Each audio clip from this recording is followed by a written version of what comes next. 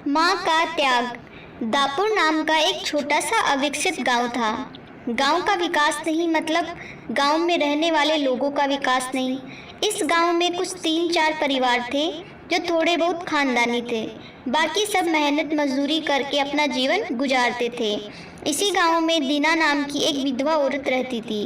रहने के लिए छोटा सा घर था, 2 बच्चे थे, शायद एक 5 साल का और दूसरा 3 साल का होगा। दीना का पति बहुत मेहनती था।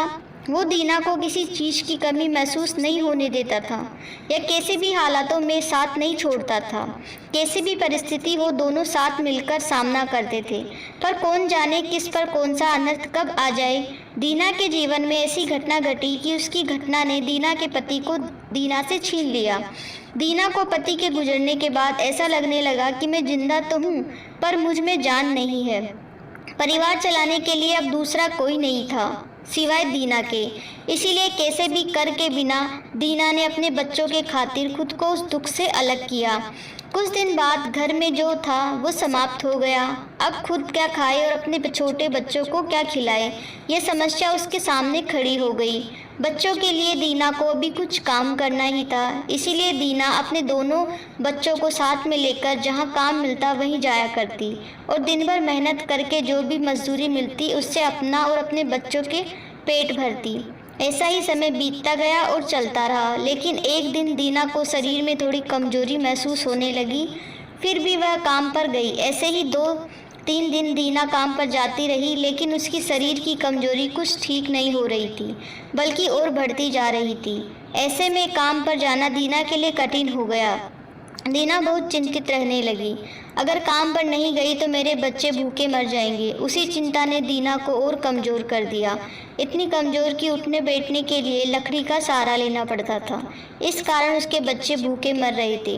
खाने को कुछ न मिलने के कारण और अपने बच्चों को भूखे मरते देखकर वह लकड़ी की सहायता से आज यहाँ से कुछ मांगा तो अगले दिन दूसरी ओर से कुछ मांग के अपने बच्चों को खिलाती, पर खुद भूखी सो जाती।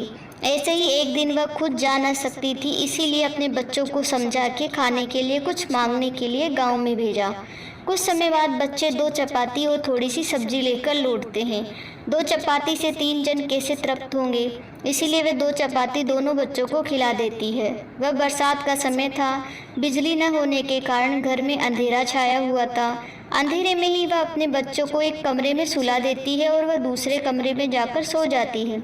रात को तेज बारिश होती है और बिजलियाँ जोर से कड़कड़ाती है। दीना को थोड़ी आराम मिलती है, इसलिए वह गहरी नींद में पड़ जाती है। ऐसे में दीना को एक सपना दिखाई देता है। वह एकदम तंदुरुस्त हो गई है, काम पर जाती है। वह सोचती है अपने बच्चों को काफ़ी समय से अच्छा खिलाया नहीं, इसीलिए वह अपने बच्चों के लिए स्वादिष्ट खाना बनाती है। बाद में अपने बच्चे और वह साथ में बैठकर खाना खाकर सो जाते हैं। आगे सपने में दीना ने देखा उसके बच्चे जिस कमरे में सोए हुए थे उस कमरे का छत गिरकर उनके दोनों बच्चे मर जाते हैं। सपने से दीना एकदम उठकर खड़ी हो जाती है, जान में जान आ जाती है और अंधेरे में ही अपने बच्चों के कमरे की ओर चल पड़ती है। कमरे में जाकर अपने बच्चों को देखकर दीना चैन की सांस लेती है।